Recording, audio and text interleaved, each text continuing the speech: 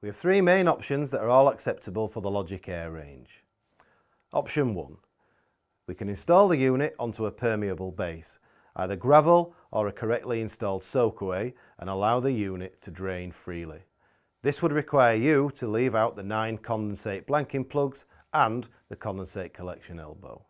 It's important to remember that if choosing this method of condensate disposal, the outdoor unit must still be mounted level on a structurally sound base which is designed not to degrade over time through vibration, condensate drainage or freezing. Option 2.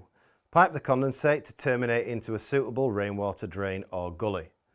This method requires the installation of the 9 condensate blanking plugs and the condensate collection elbow, which you would connect to the pipework routed to a suitable drain or gully. Option 3. Install the outdoor unit over a condensate tray, which is connected to a suitable rainwater drain or gully. This method requires all of the condensate drain holes in the heat pump to be left open. If you choose either option 2 or 3, the minimum requirement for the condensate pipework size is 32 mm and all condensate pipework must be insulated.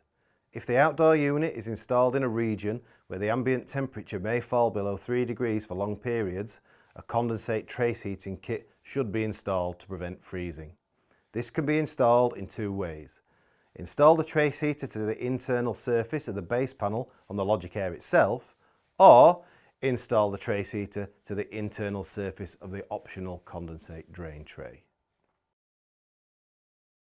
The Logic Air units have a pressure relief valve discharge outlet underneath.